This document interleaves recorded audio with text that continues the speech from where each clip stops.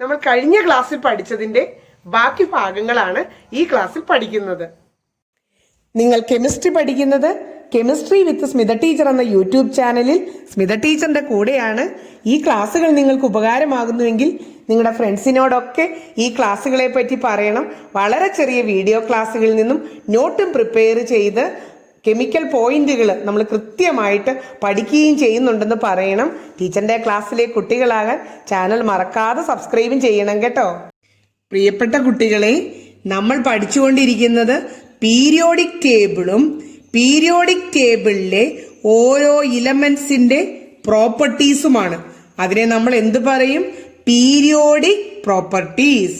Periodic properties 4 എണ്ണമാണ് നമുക്ക് ഈ യൂണിറ്റിൽ പഠിക്കാനുണ്ടായിരുന്നത്. അതിൽ atomic size, ionisation energy, metallic character എന്നിവ തൊട്ടു മുമ്പുള്ള വീഡിയോ ക്ലാസ്സുകളിൽ ഓരോന്നായിട്ട് കൃത്യമായി പഠിച്ചു കഴിഞ്ഞു. ഇനി നമ്മൾക്ക് ഒരു പ്രോപ്പർട്ടി കൂടിയാണ് ഈ 9ാം ക്ലാസ്സിൽ നമുക്ക് പഠിക്കാനുള്ളത്. അതേതാണ്? Electro negativity. ഇലക്ട്രോ നെഗറ്റിവിറ്റി ഇതിലെ പ്രോപ്പർട്ടികളുടെ പ്രത്യേകത, ഇതെല്ലാം ആറ്റങ്ങളുടെ പ്രത്യേകതയാണ്. ആറ്റത്തിന്റെ സൈസിനെ കുറിച്ചാണ് ആറ്റോമിക് സൈസ്. ആറ്റത്തിലെ ഇലക്ട്രോണുകളെ വിട്ടുകൊടുക്കാനുള്ള എനർജിയാണ് ionisation energy required to remove electron. Metallic character എന്താണെന്ന് ഇന്നലെ പഠിച്ചത്? മെറ്റൽസിന് ഇലക്ട്രോണിനെ വിട്ടുകൊടുക്കാനുള്ള ടെൻഡൻസിയാണുള്ളത്. അങ്ങനെ വിട്ടുകൊടുക്കുന്ന ആ ടെൻഡൻസിയെ, ഡൊണേറ്റ് ചെയ്യുന്ന ടെൻഡൻസിനെയാണ് നമ്മൾ മെറ്റാലിക് ക്യാരക്ടർ എന്ന് പറയുന്നത്. ഇലക്ട്രോണിനെ ഡൊണേറ്റ് ചെയ്യുന്ന ടെൻഡൻസിനെയാണ് നമ്മൾ മെറ്റാലിക് ക്യാരക്ടർ എന്ന് പറയുന്നത്. ഇതെല്ലാം തമ്മിൽ പരസ്പരം ബന്ധപ്പെട്ട് കിടക്കുന്നു. കാരണം ആറ്റോമിക് സൈസ് കൂടിയാൽ അയണൈസേഷൻ എനർജി കുറയുകയും മെറ്റാലിക് ക്യാരക്ടർ കൂടുകയും ചെയ്യും. ഇന്ന് നമ്മൾ നോക്കുന്നത് ഇലക്ട്രോ നെഗറ്റിവിറ്റി എന്താണെന്നും അതിന് മറ്റു പ്രോപ്പർട്ടികളുമായിട്ടുള്ള ബന്ധം എന്താണ്, അത് ഇലക്ട്രോ നെഗറ്റിവിറ്റി ഗ്രൂപ്പിലെ ചേഞ്ച് എന്ത്, പീരീഡിലെ ചേഞ്ച് എന്ത്, അത്രയും കാര്യങ്ങളാണ് നമുക്ക് ഇന്ന് പഠിക്കാനുള്ളത്. നമുക്കതിൽ ടെക്സ്റ്റിൽ എന്താണ് പറഞ്ഞേക്കുന്നത് എന്നൊന്ന് തുടങ്ങി നോക്കാം. എന്നിട്ട് നമുക്ക് ഡിസ്കഷൻ തുടങ്ങാം. പേജ് നമ്പർ 75 ആണ് ഇലക്ട്രോ നെഗറ്റിവിറ്റിയെ കുറിച്ച് പറഞ്ഞു തുടങ്ങുന്നത്.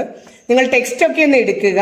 അവിടെ ആദ്യം പറഞ്ഞിരിക്കുന്ന sentence, you have learn about electro negativity and polling scale in the previous chapter എന്നാണ് പറഞ്ഞിരിക്കുന്നത്. നമ്മൾ ഇത് പഠിച്ചിട്ടുണ്ടല്ലോ എന്നാണ് പുസ്തകത്തിൽ പറഞ്ഞത്. ഇലക്ട്രോ നെഗറ്റിവിറ്റി നമുക്ക് പറഞ്ഞു തന്നിട്ടില്ല, എങ്കിലും ടീച്ചർ കഴിഞ്ഞ യൂണിറ്റിൽ പഠിച്ചിട്ടുണ്ടല്ലോ, കഴിഞ്ഞ 8ാം ക്ലാസ്സിൽ പഠിച്ചിട്ടുണ്ടല്ലോ എന്നൊന്നും ടീച്ചർ ഒരു ക്ലാസ്സിലും പറയാറില്ല. പകരം ഒന്നുകൂടി അത് പറഞ്ഞു തരും. അതുപോലെ ഇന്നും ഇലക്ട്രോ നെഗറ്റിവിറ്റി എന്താണെന്ന് ആദ്യം ഒന്ന് പറഞ്ഞു തരാൻ പോവുകയാണ്. അതിനുശേഷം വേണം നമുക്ക് ഒന്നാമത്തെ ക്വസ്റ്റ്യൻ ആയിട്ടുള്ള how does electronegativity vary from top to bottom in a group. Electronegativity എങ്ങനെയാണ് ഒരു ഗ്രൂപ്പിൽ മാറുന്നതെന്നും ഒരു പീരീഡിൽ മാറുന്നതെന്നും നമുക്ക് പറയേണ്ടതുണ്ട്. ഇലക്ട്രോ നെഗറ്റിവിറ്റി എന്താണെന്നും ആറ്റോമിക് സൈസ് അനുസരിച്ച് ഇലക്ട്രോ നെഗറ്റിവിറ്റി എങ്ങനെ മാറുമെന്നും ഒരു ഐഡിയ കിട്ടിക്കഴിഞ്ഞാൽ ഇത് പിന്നെ കാണാപ്പാടൊന്നും പഠിക്കണ്ട. നമ്മൾ പറയും ആറ്റോമിക് സൈസ് ഈ മാറുന്ന രീതി അനുസരിച്ച് ഇലക്ട്രോ നെഗറ്റിവിറ്റിയും എങ്ങനെ മാറുമെന്ന് നിങ്ങൾക്ക് തന്നെ പറയാൻ പറ്റും.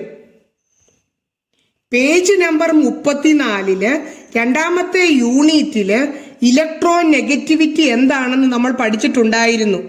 ഇലക്ട്രോ നെഗറ്റിവിറ്റി ഓരോ ആറ്റങ്ങൾക്കും എത്രയാണ് എന്ന് പറയുന്ന ഒരു പ്രത്യേക സ്കെയിൽ, ഇലക്ട്രോ നെഗറ്റിവിറ്റി സ്കെയിൽ കണ്ടുപിടിച്ച സയന്റിസ്റ്റിനെ കുറിച്ച് നമ്മൾ പറഞ്ഞായിരുന്നു, ലിനസ് പോളിംഗ്. അതാണ് നമ്മളോട് ഇപ്പൊ ആ യൂണിറ്റ് വന്നപ്പോൾ പറയുന്നത്. ഇലക്ട്രോ നെഗറ്റിവിറ്റി നിങ്ങൾ പഠിച്ചതാണല്ലോ, അതനുസരിച്ച് ലിനസ് പോളിംഗിന്റെ ഒരു ഇലക്ട്രോ നെഗറ്റിവിറ്റി സ്കെയിലും നിങ്ങൾക്ക് അറിയാമല്ലോ എന്ന് സൂചിപ്പിച്ചത്. ഇവിടെ പറഞ്ഞിട്ടുണ്ട് കോവലന്റ് ബോണ്ട്. ഇലക്ട്രോ നെഗറ്റിവിറ്റി പരിശോധിക്കുന്ന എവിടെയാണ്? ബോണ്ടുള്ള, അതും കോവലന്റ് ബോണ്ടുള്ള കോമ്പൗണ്ടുകളിലാണ് നമ്മൾ നോക്കുന്നത്. The relative ability of an atom to attract bonded pair of electron towards itself is called electronegativity. Definition അവിടെ കിടക്കട്ടെ. ടീച്ചർ ആ ഡെഫിനേഷൻ പറഞ്ഞിട്ട് ഒന്നുകൂടി ഒന്ന് വിശദീകരിച്ച് തരും. ഇവിടെ ഒന്ന് നമ്മൾ അടയാളപ്പെടുത്തി വെച്ചതും അന്ന് പഠിച്ചതും ഒന്ന് ഓർത്തോട്ടെ എന്ന് മാത്രമാണ്. നമുക്ക് പോളിങ്സ് ഇലക്ട്രോനെഗറ്റിവിറ്റി സ്കെയിൽ കൂടി ഒന്ന് കാണാം. പോളിങ്സ് ഇലക്ട്രോനെഗറ്റിവിറ്റി സ്കെയിലില് ഓരോ ആറ്റത്തിന്റെയും താഴെ ഇലക്ട്രോനെഗറ്റിവിറ്റിയുടെ വാല്യൂ കൊടുത്തിട്ടുണ്ട്. അതൊന്ന് ശ്രദ്ധിക്കുകയാണെങ്കിൽ നിങ്ങൾക്ക് മനസ്സിലാകും. ഇവിടെ ഫ്ലൂറിൻ 3.98 എന്ന് പറയുക, ഏകദേശം 4, അത്രയും കൂടുതലുള്ളത്. ഏറ്റവും ഇലക്ട്രോനെഗറ്റിവിറ്റി ഈ പീരിയോഡിക് ടേബിളിൽ തന്നെ കൂടുതലുള്ളത്. ഒറ്റ മാർക്കിന് ഏത് ക്ലാസ്സിലും 8ാം ക്ലാസ് മുതൽ 12ാം ക്ലാസ് വരെ ചോദിക്കുന്ന ഒരു ഒറ്റ മാർക്കിന്റെ ക്വസ്റ്റ്യൻ ആണ്. ഏറ്റവും ഇലക്ട്രോനെഗറ്റിവിറ്റി കൂടിയ ഇലമെന്റ് ഏത്? പീരിയോഡിക് ടേബിളിൽ ഏറ്റവും electronegativity, the most electronegative element ഫ്ലൂറിനാണ്. ബാക്കി ഈ സൈഡിലേക്ക് പോരും തോറും ഇലക്ട്രോനെഗറ്റിവിറ്റി ഇവിടെ 3 ആയി, ഇവിടുന്ന് 2 ആയി, വീണ്ടും 2ൽ നിന്ന് കുറച്ചുകൂടി കുറഞ്ഞു. പിന്നെ ഈ സൈഡിലേക്ക് പോരും തോറും ഇലക്ട്രോനെഗറ്റിവിറ്റി കുറഞ്ഞാണ് വരുന്നത്. കുറഞ്ഞു വന്ന് അത് ഈ ഫസ്റ്റ് ഗ്രൂപ്പിൽ ഏറ്റവും താഴെ വന്നപ്പോഴേക്കും 0.07, വളരെ ചുരുക്കമായി, വളരെ ചെറിയ വാല്യൂ ആയി ഇലക്ട്രോനെഗറ്റിവിറ്റി. അപ്പോൾ നിങ്ങൾക്ക് ഇപ്പോൾ തന്നെ വേണമെങ്കിൽ ഒരു ഐഡിയയിൽ എത്തിച്ചേരാം. ഇവിടെ എങ്ങനെയായിരുന്നു സൈസ്? ഈ ഗ്രൂപ്പില് താഴേക്ക് വരുംതോറും സൈസ് കൂടി വരും. സൈസ് കൂടി വന്നാൽ ഇലക്ട്രോനെഗറ്റിവിറ്റി കുറഞ്ഞു വരും. കണ്ടോ, ഇവിടെ ഇലക്ട്രോനെഗറ്റിവിറ്റി ഏറ്റവും കുറവ്. ആ സൈഡിലാണ് ഏറ്റവും കുറഞ്ഞ സൈസ് ഉള്ളത്. അപ്പോൾ ഇലക്ട്രോനെഗറ്റിവിറ്റി ഏറ്റവും കൂടുതലായി. അപ്പോൾ നമുക്ക് സൈസും ഇലക്ട്രോനെഗറ്റിവിറ്റിയും തമ്മിലുള്ള ബന്ധം ഒരു ചെറിയ രീതിയിൽ നമുക്ക് മനസ്സിലായി കഴിഞ്ഞു. ഇലക്ട്രോനെഗറ്റിവിറ്റി എന്നൊരു ഹെഡിങ് കൊടുത്ത് എന്താണ് ഇലക്ട്രോനെഗറ്റിവിറ്റി എന്ന് ഒന്നുകൂടി എഴുതിക്കോളൂ. The ability of an atom to attract the bonded pair of electrons towards itself is called electronegativity. ഇനി HCl എന്ന് പറയുന്ന മോളിക്യൂള് വെച്ചുകൊണ്ട് അത് ഒന്നുകൂടി നമ്മുടെ ടെക്സ്റ്റിലും എക്സ്പ്ലെയിൻ ചെയ്തിട്ടുണ്ട്. ടീച്ചറും ഒരിക്കൽ എക്സ്പ്ലെയിൻ ചെയ്തതാണ്. 2 പ്രാവശ്യം എക്സ്പ്ലെയിൻ ചെയ്താൽ നിങ്ങൾ നന്നായി പഠിച്ചുകൊള്ളുമല്ലോ. അപ്പോൾ ഹൈഡ്രജൻ ക്ലോറൈഡ് ഫോം ചെയ്തപ്പോൾ അവർക്ക് 2 പേർക്കും കൂടി ഈക്വൽ ആയിട്ട് ഷെയർ ചെയ്തേക്കാം എന്ന് പറഞ്ഞ് 2 ഇലക്ട്രോൺ ഉണ്ടായിരുന്നു. ഇതിനെയാണ് ബോണ്ടഡ് പെയർ ഓഫ് ഇലക്ട്രോൺ എന്ന് പറയുന്നത്. ഈ ഹൈഡ്രജനും ക്ലോറിനും തമ്മിൽ ബോണ്ട് സ്ഥാപിച്ചത് ഈ 2 ഇലക്ട്രോണിനെ ഷെയർ ചെയ്തുകൊണ്ടാണ്. അപ്പൊ അവർ തമ്മിലൊരു കരാറുണ്ടായിരുന്നു, നമ്മൾ രണ്ടും തുല്യമായിട്ട് എന്നും ഷെയർ ചെയ്യുമെന്ന്.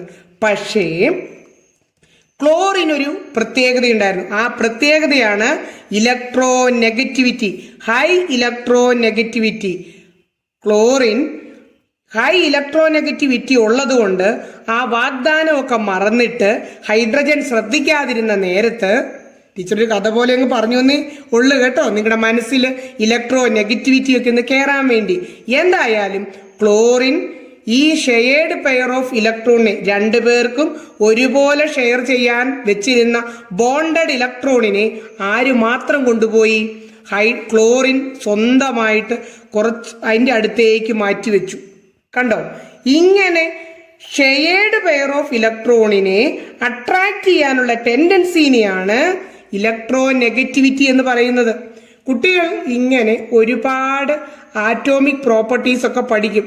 Electronegativity, electropositivity, ionisation energy, metallic character എന്നൊക്കെ പറഞ്ഞ് പഠിച്ച് അവസാനം കുട്ടികൾ പറയും, ആ ടീച്ചർ അവിടെ കിടന്ന് കുറേ കാര്യങ്ങളൊക്കെ പറ, ഞങ്ങൾ വേറെ എന്തെങ്കിലും ആലോചിച്ചുകൊണ്ടിരിക്കട്ടെ എന്ന് നിങ്ങൾ വിചാരിക്കും. അപ്പോൾ അതൊന്നും ഓർക്കാതിരിക്കാൻ വേണ്ടി ടീച്ചർ പറയുന്ന ഇലക്ട്രോനെഗറ്റിവിറ്റി ഓർത്തിരിക്കാൻ ടീച്ചർ പറയുന്ന ഇവർ 2 പേരും കൂടെ ഒരുപോലെ ഷെയർ ചെയ്തേക്കാന്ന് പറഞ്ഞ ഇലക്ട്രോൺ അല്ലായിരുന്നോ ഇത്? അതിനെ ഒരാൾ വലിച്ചുകൊണ്ടുപോയി, ഒരാൾ അട്രാക്ട് ചെയ്തു, അതിൻ്റെ അടുത്തേക്ക് മാറ്റി നിർത്തി. Attracted shared pair of electron. ആ ടെൻഡൻസി അത്ര നല്ല ടെൻഡൻസി ആണോ? അല്ല. അതുകൊണ്ട് ഇതൊരു നെഗറ്റീവ് ടെൻഡൻസി, മോശം കാര്യങ്ങളെ നമ്മൾ നെഗറ്റീവ് എന്ന് പറയാറുണ്ട് അല്ലെ? അപ്പോൾ നെഗറ്റീവ് ടെൻഡൻസിയാണ്. So electronegativity. അങ്ങനെ അട്രാക്ട് ചെയ്യുന്ന ആറ്റത്തിന് ഒരു ചെറിയ നെഗറ്റീവ് ചാർജ് എന്ന് എഴുതുന്നത് ഇങ്ങനെയാണ്, വായിക്കുന്നത് ഡെൽറ്റ നെഗറ്റീവ്. ടീച്ചറിന്റെ കൂടെ പറഞ്ഞു പഠിക്കുക, ഡെൽറ്റ നെഗറ്റീവ്. അപ്പോൾ ക്ലോറിന് ഒരു ചെറിയ നെഗറ്റീവ് ചാർജ്. ഹൈഡ്രജന്റെ അടുത്ത് നിന്നും ഇലക്ട്രോൺ അല്പം ദൂരേക്ക് മാറിയത് കൊണ്ട് ഹൈഡ്രജന് ചെറിയൊരു പോസിറ്റീവ് ചാർജ്.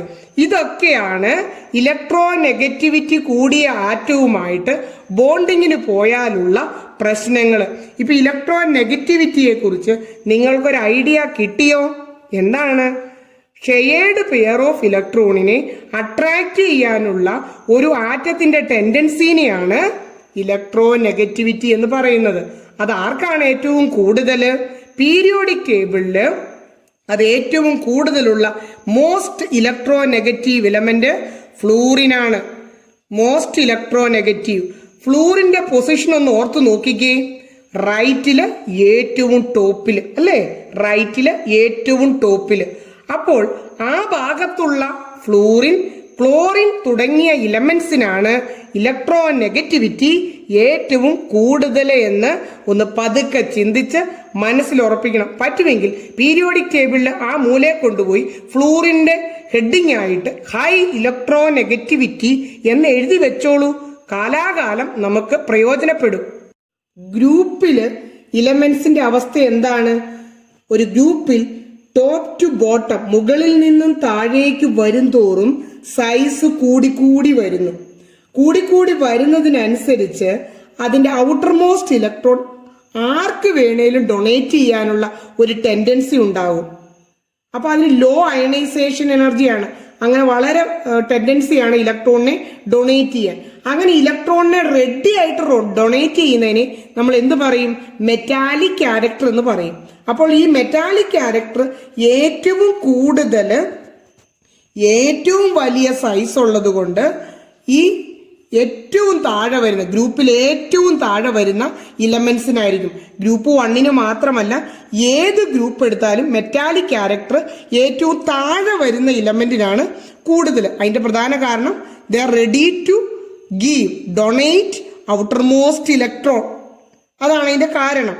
അപ്പോൾ ഇവർ ഡൊണേറ്റ് ചെയ്യാൻ നിൽക്കുന്നവരാണ്. അപ്പൊ അവർക്ക് അട്രാക്ട് ചെയ്യാൻ എന്തേലും ടെൻഡൻസി കാണുമോ? ഇല്ല.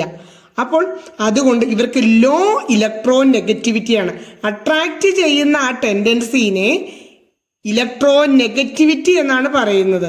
അതുകൊണ്ട് ഇവർക്ക് ലോ ഇലക്ട്രോ നെഗറ്റിവിറ്റിയാണ്. കാരണം ഇവർക്ക് ഡൊണേറ്റ് ചെയ്യാനാണ്, അവർ അട്രാക്ട് ചെയ്യാനേ പോവുകയില്ല. അതിന്റെ കാരണം ഇവരുടെ ഇത്രയും വലിപ്പമുണ്ട്. അതുകൊണ്ട് ഇവിടെ ഇരിക്കുന്ന ന്യൂക്ലിയസിന് പുറമേ നിന്ന് അട്രാക്ട് ചെയ്യാനും കൂടി പറ്റില്ല. ഈ പോസിറ്റീവ് ചാർജിന് ഒരു ഇലക്ട്രോണിനെ നെഗറ്റീവ് ചാർജിനെ പുറമേയിൽ നിന്നും അട്രാക്ട് ചെയ്യാൻ പറ്റില്ല. So low electronegativity in a group എവിടെയാണ് കാണുന്നത്? ബോട്ടം, ഏറ്റവും താഴെ. അപ്പോൾ നമ്മൾ ഇലക്ട്രോ നെഗറ്റിവിറ്റിയെ കുറിച്ച് എങ്ങനെ പറയാം?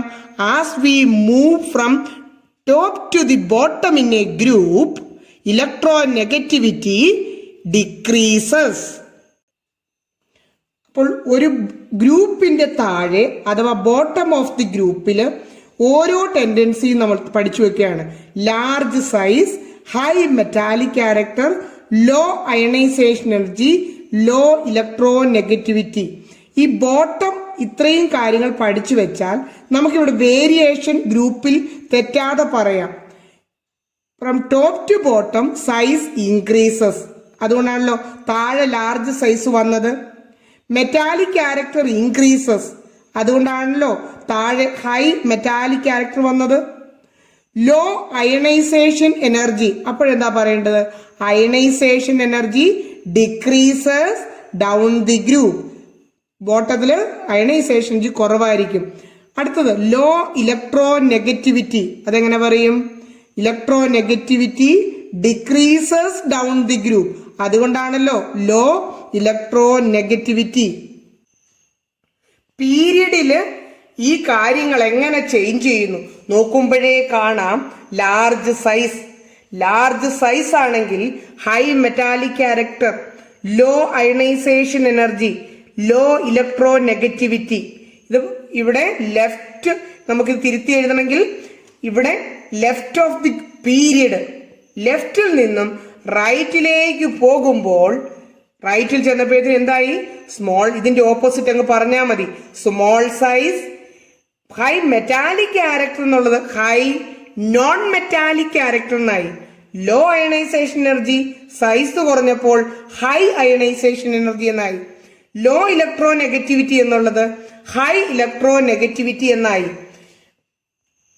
പ്രിയപ്പെട്ട കുട്ടികളെ, ടീച്ചറിന് അറിയാം ഇങ്ങനെയുള്ള ഇതൊരു സയന്റിഫിക് വേർഡ്സ് ആണ്. അത് ഇൻക്രീസസ് ഡിക്രീസസ് എന്ന് പറഞ്ഞുകൊണ്ടിരിക്കുമ്പോൾ ടീച്ചർ പഠിച്ചുകൊണ്ടിരുന്നപ്പോൾ ടീച്ചറിന് ആകെ കൺഫ്യൂഷൻ ഒക്കെ ഉണ്ടായിരുന്നു. അപ്പോൾ എത്ര കൺഫ്യൂഷൻ ഉണ്ടെങ്കിലും ഇത് നമുക്ക് പഠിച്ചേ തീരൂ. അപ്പൊ ഇതിന് എന്തെങ്കിലുമൊക്കെ ട്രിക്ക് നിങ്ങൾ സ്വന്തമായിട്ടോ, അന്ന് ഞാൻ ഉണ്ടാക്കിയെടുത്ത ട്രിക്കുകൾ ഇന്ന് ഞാൻ നിങ്ങൾക്ക് പറഞ്ഞു തരുന്നു എന്നേ ഉള്ളൂ. അപ്പോൾ ഇപ്പോൾ നമുക്ക് 9ാം ക്ലാസ്സിൽ വെച്ച് ഒരുപാട് ട്രിക്ക് വഴിയൊന്നും ഞാൻ പഠിപ്പിക്കുന്നില്ല. എല്ലാം കൂടെ നിങ്ങളുടെ മനസ്സിൽ കയറ്റിയാൽ നിങ്ങൾക്ക് കെമിസ്ട്രി ഇഷ്ടപ്പെടാതെ പോയാലോ? ഇപ്പൊ നമുക്ക് ആകെ പഠിക്കാനുള്ളത് 4 ക്യാരക്ടേഴ്സേ ഉണ്ടായിരുന്നുള്ളൂ. നമ്മുടെ യൂണിറ്റ് തീരുവാണ് കേട്ടോ. 4 ക്യാരക്ടേഴ്സും ഗ്രൂപ്പിൽ എങ്ങനെയാണ്, പീരീഡില് എവിടെയൊക്കെ ഉള്ളവയ്ക്കാണ് കൂടുതൽ കുറവ് എന്ന് നമുക്കൊന്ന് അറിയണമായിരുന്നു. വളരെ സിമ്പിളായിട്ട് ഈ ഒരു ചാർട്ടിൽ നിന്ന് പോലും പിടികിട്ടിക്കഴിഞ്ഞു. പീരീഡിലാണെങ്കിൽ ഈ ചാർട്ട് ഒന്ന് കമ്പയർ ചെയ്യുക. വീണ്ടും വീണ്ടും റിപ്പീറ്റ് ചെയ്ത് പറയുന്നില്ല. നിങ്ങൾ സ്വന്തമായി റിപ്പീറ്റ് ചെയ്ത് പഠിച്ചാൽ മാത്രമേ ഇനി ഇത് നിങ്ങളുടെ മനസ്സിൽ നിൽക്കുകയുള്ളൂ. പിന്നെ ഇത് 10ാം ക്ലാസ്സിൽ, ഇപ്പൊ 10ാം ക്ലാസ്സിൽ ഞാനൊരു ചോദ്യം പരിചയപ്പെടുത്തിയിട്ടേ നമ്മുടെ ഈ യൂണിറ്റ് ഞാൻ അവസാനിപ്പിക്കുന്നുള്ളൂ. അങ്ങനെ ചോദിക്കുമ്പോൾ നിങ്ങൾക്ക് ഇതെല്ലാം പറയണമെങ്കിൽ ഈ 9ാം ക്ലാസ്സിൽ ഇതിന്റെ ഈ ലാർജ് സൈസ് എങ്ങനെ മാറുന്നു, മെറ്റാലിക് ക്യാരക്ടർ എങ്ങനെ മാറുന്നു, അയണൈസേഷൻ എനർജി മാറുന്നു, ഇലക്ട്രോ നെഗറ്റിവിറ്റി മാറുന്നു എന്നറിഞ്ഞിരിക്കണം. ഞാൻ 10ാം ക്ലാസ്സിലെ കുട്ടികൾക്കാണ് ആദ്യം വീഡിയോ ക്ലാസ് എടുത്തു തുടങ്ങിയത്. ടീച്ചറിന് ഒരു പ്രത്യേകതയുണ്ട്. പണ്ട് പഠിച്ചല്ലോ എന്ന് ടീച്ചർ പറയാറില്ല. ഏത് വീഡിയോ കണ്ടാലും അതിൽ നിന്നും അപ്പോൾ പഠിക്കണം എന്നാണ് ടീച്ചറിന്റെ ആഗ്രഹം. അതിനുവേണ്ടി ഇതെല്ലാം ഓർത്തിരിക്കാനുള്ള ഒരു ഷോർട്ട് കട്ട് 10ാം ക്ലാസ്സിലെ 1ാമത്തെ യൂണിറ്റില്, കാരണം പഠിച്ചിട്ടില്ലാത്ത കുട്ടികളും ഇതൊന്ന് കണ്ടുപിടിച്ച് എഴുതണ്ടേ, 1ാമത്തെ യൂണിറ്റില് നന്നായിട്ട് നൽകിയിട്ടുണ്ട്. അപ്പോൾ ആർക്കെങ്കിലും ഇപ്പൊ തന്നെ അതൊക്കെ പഠിക്കണമെന്ന് തോന്നിയാൽ 10ാം ക്ലാസ്സിലെ 1ാമത്തെ യൂണിറ്റ് പ്ലേലിസ്റ്റിൽ നിന്നും, ടീച്ചറിന്റെ ഈ ചാനലിന്റെ പ്ലേലിസ്റ്റിൽ നിന്നും എടുത്ത് നിങ്ങൾക്ക് കാണാവുന്നതാണ്. അപ്പൊ നമുക്ക് പുസ്തകത്തിലെ ക്വസ്റ്റ്യൻസ് ഇതോടനുബന്ധിച്ചൊന്ന് പൂരിപ്പിക്കാം. ഇനി ഇലക്ട്രോ നെഗറ്റിവിറ്റി എന്ന ഭാഗത്തെ ക്വസ്റ്റ്യൻ ആയിട്ട് നോട്ട്ബുക്കിലേക്കും ആദ്യം നിങ്ങൾ ടെക്സ്റ്റ് ബുക്കിൽ മനസ്സിലാക്കിക്കൊണ്ട് പൂരിപ്പിച്ച് എടുക്കുക. അത് നോട്ട്ബുക്കിലേക്ക് ക്വസ്റ്റ്യന്റെ നമ്പർ ഇട്ട്, ടീച്ചർ ഒരു 6 ക്വസ്റ്റ്യൻ നമ്പർ ഇട്ട് തന്നിട്ടുണ്ട്. നിങ്ങൾ നമ്മൾ പറഞ്ഞത് തന്നെയാണ്. Top to bottom electronegativity decreases. വെറുതെ ഡിക്രീസസ് ഇൻക്രീസസ് എന്ന് എഴുതി വെക്കരുത്. അവനവന് ഐഡിയ ക്ലിയർ ആയോ എന്ന് നോക്കുക. Then what happens when we move across period? Period ആണെങ്കിൽ ഇലക്ട്രോ നെഗറ്റിവിറ്റി ഇൻക്രീസ് ചെയ്യും. Then where will be the position of element high electro negativity? High ഉള്ളത് എവിടെയാ? ഫ്ലൂറിനൊക്കെ ഉള്ളത്. അത് 17ാമത്തെ group in the right side. Low electronegativity in the left side first group. Next question, ഇലക്ട്രോ നെഗറ്റിവിറ്റിയും സൈസും തമ്മിൽ എന്താ ബന്ധം? അപ്പൊ നമ്മളെ പിക്ചറൊക്കെ മനസ്സിലേക്ക് ഓർത്തുകൊണ്ട് electronegativity decreases as size increases. Size കൂടിയ ഇലക്ട്രോ നെഗറ്റിവിറ്റി ഡിക്രീസ് ചെയ്യും. Then is there any relationship between electro negativity and metallic character? Metallic character അല്ല, ഇലക്ട്രോ നെഗറ്റിവിറ്റി ഉള്ളവര് ആ പച്ച നിറമുള്ള ഇലമെന്റ്സിനെയൊക്കെ കാണിച്ചു തന്ന നോൺ മെറ്റാലിക് ക്യാരക്ടർ ആണ്. അപ്പൊ electro negativity increases, non metallic character കൂടി വരും. അപ്പോൾ അതിനെക്കുറിച്ച് നമുക്ക് ഒരു പോയിന്റ് കൂടി പഠിക്കാനുണ്ട്. നോൺ മെറ്റൽസിനെ ഇലക്ട്രോ നെഗറ്റീവ് ആറ്റംസ് എന്ന് പറയാം. കാരണം ഇലക്ട്രോ നെഗറ്റിവിറ്റി കൂടുതലുള്ളവ നോൺ മെറ്റാലിക്. അപ്പോൾ നമുക്ക് നേരെ തിരിച്ചൊന്ന് പറഞ്ഞ് ഇനി കൂടുതൽ വിശദീകരിക്കാൻ പോകാതെ, ഒരുപാട് വിശദീകരിച്ച ചിലതൊക്കെ നമുക്ക് ആകെ അങ്ങ് ടെൻഷൻ ആകുകയേ ഉള്ളൂ. അപ്പോൾ ഇലക്ട്രോ പോസിറ്റിവിറ്റി ഉള്ളത് എങ്ങനെയാ? മെറ്റാലിക്. ഉണ്ടോ ആ ഒരു ചേർച്ച എന്ന് പറഞ്ഞ്? Electronegativity non metallic, electropositivity. ഇലക്ട്രോ നെഗറ്റിവിറ്റിയുടെ ഓപ്പോസിറ്റ് ആയിട്ട് ഇലക്ട്രോ പോസിറ്റിവിറ്റി അത് മെറ്റാലിക്. കണ്ടോ? അപ്പൊ അതാണ് ഇവിടെ പറഞ്ഞിരിക്കുന്നത്. മെറ്റൽസിനെ നമുക്ക് അതുകൊണ്ട് ഇത് നിങ്ങൾ നമ്പർ ഇട്ട് ഇതിന്റെ പോയിന്റ്സ് ബുക്കിൽ എഴുതി പഠിക്കുക കേട്ടോ. മെറ്റൽസിനെ നമുക്ക് ഇലക്ട്രോ പോസിറ്റീവ് ഇലമെന്റ്സ് എന്നും നോൺ മെറ്റലിനെ നമുക്ക് ഇലക്ട്രോ നെഗറ്റീവ് ഇലമെന്റ്സ് എന്നും വിളിക്കാം. അതിന്റെ കാരണം മെറ്റൽസ് ഡൊണേറ്റ് ചെയ്ത് ഇലക്ട്രോൺ പോയി കഴിഞ്ഞാൽ ഡൊണേറ്റ് ചെയ്താൽ ദേ become positive and non metal ഇങ്ങനെ ഗെയിൻ ചെയ്യുന്നു. ഷെയ്ഡ് പെയർ ഓഫ് ഇലക്ട്രോണിനെയും അല്ലാതെയൊക്കെ ഗെയിൻ ചെയ്യുന്നു. ദേ ബിക്കം നെഗറ്റീവ് അയോൺസ്. അപ്പൊ അതുകൊണ്ട് നോൺ മെറ്റൽസ് ഇലക്ട്രോ നെഗറ്റീവ്, ആ എന്നും നോൺ മെറ്റലിലും ഉണ്ട്, ഇലക്ട്രോ നെഗറ്റിവിറ്റിയിലും ഉണ്ട്. Metals are electropositive. Metals നല്ലതാന്നൊക്കെ നമ്മൾ പറഞ്ഞു ഓർക്കണുണ്ടോ? ഡൊണേറ്റ് ചെയ്യുന്നവർ ഡൊണേഷൻ അതൊക്കെ നല്ല ടെൻഡൻസിയാണ്, അതൊരു പോസിറ്റീവ് ക്യാരക്ടർ. അപ്പൊ നിങ്ങൾക്ക് അത് മനസ്സിലായെന്ന് വിചാരിക്കുന്നു. ഇതൊരു ബോക്സിലേക്ക് എഴുതി പഠിക്കുക. ഒരേ ഒരു പോയിന്റ് കൂടിയാണ് നമ്മുടെ യൂണിറ്റിലുള്ളൂ. അത് മെറ്റലോയിഡ്സ് എന്ന് പറയുന്ന ഒരു വിഭാഗം ഇലമെന്റ്സ് നമ്മുടെ പീരിയോഡിക് ടേബിളിലുണ്ട്. അത് ഇലമെന്റ്സ് എക്സിബിറ്റിംഗ് മെറ്റലോയിഡ്സ് ഹെഡിങ് കൊടുക്കുക. നിങ്ങൾ എഴുതുക elements showing properties of both metals as well as non-metals are called metalloids. Metallic സ്വഭാവവും കാണിക്കും, അതായത് പോസിറ്റീവും ആകും, ചില സമയത്ത് നെഗറ്റീവും വേണ്ട സമയത്താകും. They are called metalloids. പ്രധാനപ്പെട്ട മെറ്റലോയിഡ് നമ്മൾ ചൊല്ലി പഠിച്ചു വെച്ചോണം. കാരണം which of the following is a metalloid എന്നൊരു ക്വസ്റ്റ്യനാ. Silicon, germanium, arsenic, antimony, tellurium. Teacher ഈ പറയുന്നതൊക്കെ കേട്ടിട്ട് ഒപ്പം പറഞ്ഞു പഠിക്കുക. Silicon, germanium, arsenic, antimony, tellurium, ഇതെല്ലാം എക്സാമ്പിൾ ആയിട്ട് മെറ്റലോയിഡ്സിന്. ലെറ്റസസിന് തൊട്ട് മുമ്പ് നമുക്കൊരു ചാർട്ട് പൂരിപ്പിക്കാനുണ്ട്. ഈ ചാർട്ട് നിങ്ങൾ നോട്ട്ബുക്കിലേക്ക് എഴുതിയെടുക്കുക. സൈസ് ഓഫ് ദി ആറ്റം, ഇത് രണ്ടും കൂടി എഴുതി വെട്ടുമൊന്നും വേണ്ട. Size of the atom down the group increases മാത്രം എഴുതി വെച്ചാൽ മതി. Metallic character increases, non-metallic character decreases, ionization energy decreases, electronegativity decreases. Down the group ഏതൊക്കെ പ്രോപ്പർട്ടി ഡിക്രീസ് ചെയ്യുമെന്നും ഇൻക്രീസ് ചെയ്യുമെന്നും വേണം ഈ ചാർട്ടെ നോക്കി നമുക്ക് ഓർത്തിരിക്കാവുന്നതേ ഉള്ളൂ. അടുത്തതായിട്ട് അക്രോസ് ദി പീരിയഡ് ഇതിന്റെ ഓപ്പോസിറ്റ് വരും. പിന്നെയും ഇൻക്രീസ് ഡിക്രീസ് എന്ന് ഞാൻ മാറി പറഞ്ഞുകൊണ്ട് ഒരു കാര്യവുമില്ല. നിങ്ങൾ കൃത്യമായിട്ട് ആ പിക്ചോറിക്കൽ റെപ്രസെന്റേഷൻസ് ഒക്കെ മനസ്സിൽ കയറ്റി കൃത്യമായിട്ട് പഠിച്ച ശേഷമേ മുന്നോട്ട് പോകാവുള്ളൂ. ഇതിന്റെ കൺക്ലൂഷനിൽ, ഈ യൂണിറ്റിന്റെ കൺക്ലൂഷനിൽ പറഞ്ഞേക്കാണ്, proper understanding of periodic table is essential for making the study of chemistry easy. Easy ആയിട്ട് കെമിസ്ട്രി പഠിക്കണമെന്നുണ്ടെങ്കിൽ, നിങ്ങൾ സയൻസ് പഠിച്ച് മുന്നോട്ട് പോകണമെന്ന ആഗ്രഹമുണ്ടെങ്കിൽ നിങ്ങൾ കൃത്യമായിട്ടും പീരിയോഡിക് ടേബിളിന്റെ പ്രോപ്പർട്ടീസ് നന്നായിട്ട് പഠിച്ചിരിക്കണമെന്നാണ് പറയുന്നത്. ബാക്കി കാര്യങ്ങൾ ഹയർ ക്ലാസ്സിൽ പഠിക്കാമെന്നും കൂടി പറഞ്ഞു വെച്ചിട്ടുണ്ട്. അപ്പോൾ അതുകൊണ്ട് കൃത്യമായിട്ടും ടീച്ചർ ഈ ക്ലാസ്സിൽ പറഞ്ഞു തന്നത് പിന്നെയും കാണുക. എന്നിട്ട് നിങ്ങളുടേതായ ഒരു ഐഡിയ ഉണ്ടാക്കി കൃത്യമായിട്ട് ഇത് ഈ പീരിയോഡിക് പ്രോപ്പർട്ടി ചേഞ്ചസ് പഠിച്ചു വെക്കണം കേട്ടോ. പീരിയോഡിക് ടേബിളിന്റെ ഒരു ഇൻകംപ്ലീറ്റ് മോഡൽ കാണിച്ചുകൊണ്ട്, റിയൽ അല്ലാത്ത സിമ്പൽ തന്നുകൊണ്ട് നമ്മളോട് ഉറപ്പായും ഇഷ്ടം പോലെ ചോദ്യത്തിനുള്ള സാധ്യതയുണ്ട്. അതിൽ പലതും നമ്മുടെ വീഡിയോ ക്ലാസിന്റെ അവസാനമായിട്ട് ഞാൻ തന്നിട്ടുണ്ടായിരുന്നു. ഇന്ന് തരുന്ന question element with high electro negativity, real symbol അല്ല. ഇതിൽ നിന്നും ഇവിടെ ABCD തൊട്ട് N വരെ കൊടുത്തിട്ടുണ്ട്. ഇതിൽ ഏതായിരിക്കും ഹൈ ഇലക്ട്രോ നെഗറ്റിവിറ്റി ആയിട്ടുള്ള ഇലമെന്റിന്റെ സിമ്പലായിട്ട് നിങ്ങൾ സെലക്ട് ചെയ്യുന്നത് എന്ന് പറയണം. അപ്പൊ അത് നിങ്ങളുടെ ആൻസർ ആയിട്ട് നിങ്ങൾ കമന്റ് ബോക്സിൽ ഇട്ടേക്കുക. ടീച്ചർ അത് ശരിയാണോ, നിങ്ങൾക്ക് ക്ലാസ്സുകൾ മനസ്സിലാകുന്നുണ്ടോ എന്നൊക്കെ ടീച്ചർ ഒന്ന് നോക്കട്ടെ. യൂണിറ്റിലെ ലെറ്റസസ് ആണ് നമ്മൾ അടുത്ത ക്ലാസ്സിൽ പഠിക്കുന്നത്. അതിൽ നമ്മൾ വിവിധ തരത്തിലുള്ള ചോദ്യവും ഉത്തരവും പഠിച്ച് യൂണിറ്റ് കൃത്യമായി പഠിച്ചു മനസ്സിലാക്കിയെന്ന് ഉറപ്പിക്കാം കേട്ടോ. അപ്പൊ അടുത്ത വീഡിയോ ക്ലാസ്സിൽ നമുക്ക് കാണാം. ക്ലാസ് ഇഷ്ടപ്പെട്ടോ? ക്ലാസ്സിൽ നിന്ന് പഠിച്ചോ? നിങ്ങളുടെ ഫ്രണ്ട്സിനോടൊക്കെ ടീച്ചറിന്റെ ക്ലാസ്സിനെ പറ്റി പറയണം. ക്ലാസ് ഇതുവരെ സബ്സ്ക്രൈബ് ചെയ്തിട്ടില്ല എങ്കിൽ സബ്സ്ക്രൈബ് ചെയ്ത് സപ്പോർട്ട് ചെയ്യാൻ മറന്നു പോകരുത് കേട്ടോ.